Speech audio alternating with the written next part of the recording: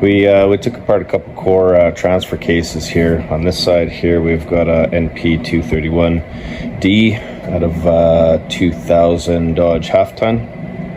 And over here we have the remains of 241D out of about 2003, 2005 Dodge 1500D here. But we've got cracking issues in here, all along in here.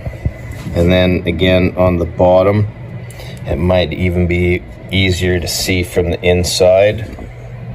If you can, right there, can you see that cracking? Both transfer cases grenaded in the same area on here, and I think that the reason that they grenaded there was they ran out of oil, and then no oil, no lubrication, got hot, seized up, and then destroyed itself.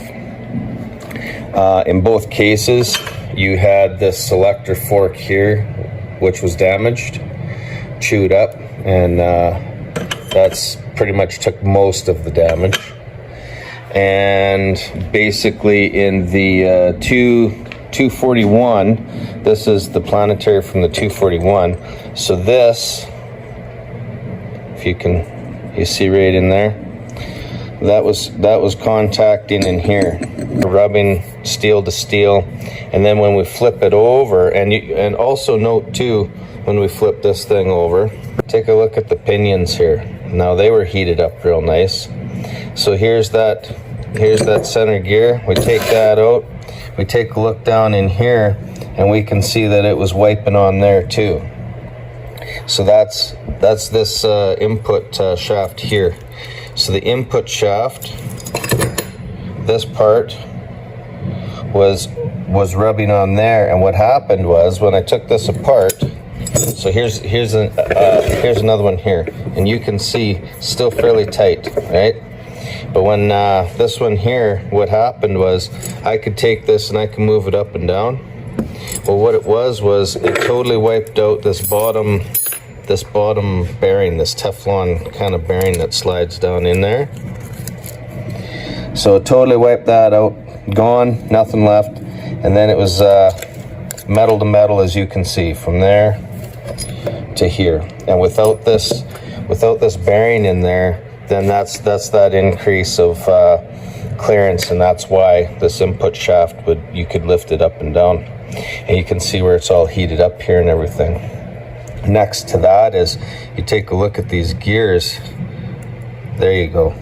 So take a look at that, and it's moving quite a bit.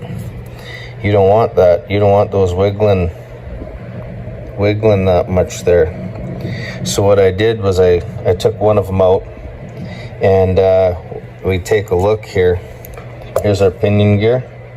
We take a look. If we use the vernier and we measure the top of this, we got 0.490, and then we measure where it is contacted with the needle bearings inside.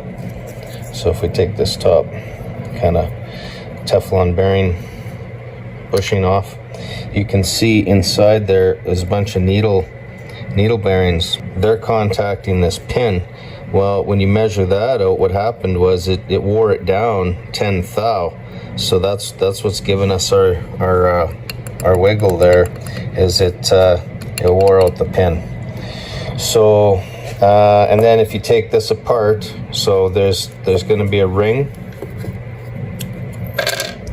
and then there's that set of bearings, needle bearings, and then there's going to be another ring in there, and you pour out the second ring. That's the middle ring, and then you've got another row of needle bearings, and then at the end there should be one more ring at the bottom. So there should be a total of 3 rings here. 1, 2, 3. So it's going to go ring, needle bearings, ring, needle bearings, ring, and that's how that goes in there. Should be 17 needle bearings per row. Rolls around on this pin here, and you can actually see there's that groove, and you can see where it was wearing, and it was basically wearing on the one side of the pin. So again, I think what happened here was these cases ran out of oil. No oil, just metal on metal friction, heat, and they piled themselves up. Now that we got a background explanation as to the story behind these two core transfer cases, and I've tore them apart for parts, and what I'm looking for specifically is this planetary. Now, I was under the impression that I was going to have a 6-pinion planetary on the 241D. That was what the research said, but that was not the case. We only had 4 on here instead of the 6. We've got the two left for the 6 there. Now, I tore apart this 231, pulled the planet out of that, and this one only has 3, and they don't even have the holes drilled for provision for the other 3. Now, if we were to put these side by side, and I'll take off this, so this here straight off is different. This is the 231, and that is the 241, so this one's shorter. But we take those out, we put these side by side, they're the same. And they look to be the same for height for the output shaft as well. So if we take a look with the straight edge, it looks like this one's shorter, but I want you to remember that we don't have the bottom bearing bushing in the bottom of this. So what we'll do is we'll throw it in here. That one was destroyed, it doesn't exist.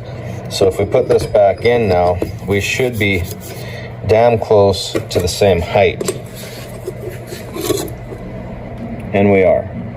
So the input shafts are the same. The planetaries are the same. The only difference is this gear inside here. That's different. So the good news is that we could use parts off of these. We could interchange them if we wanted. Also, you know, there's talk about how you can remove the pinions off of one and install them on the other if you have the provision to do that. Like in this case, the holes aren't drilled. You would have to drill that. That might be a little more work than what you want to get into. But this one here, I could take these pinions off. I could put them on here, which is all good and fun, but first problem is I got to fix up the slop in these pinion gears here before I entertain that idea. And so what I need to do in order to take the slop out of there is I need to put new pins in, right? Like you take a look inside there, and that gear is pretty good, right? Because the gear is harder than the pin. So the pin is the, I guess, sacrificial part. It's the part that wears. It's also the part that you can remachine and put in, and it's pretty simple, right? Like all this is just to machine it down to your final diameter and assemble it and press it into place, right? That's easily achieved. We can do that. I'm gonna end up building new pins for this one here.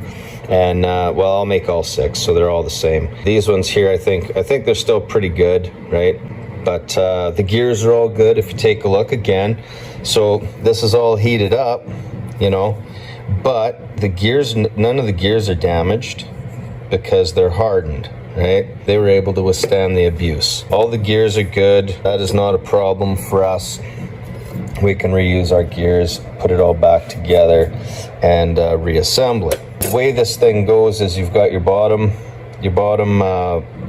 bushing / bearing, whatever you want to call that, and it's got these 2 tabs on there to locate it so it doesn't spin in the bottom. So you'll have one in the bottom, and then after you've put that in there, then you've got your input gear, and then you'll have another one on the top. Again, they'll go, the little tabs will go in there. But then you've got this spacer plate. So then the spacer plate goes in there. And then finally you've got this snap ring. You put the snap ring in there, and that's it.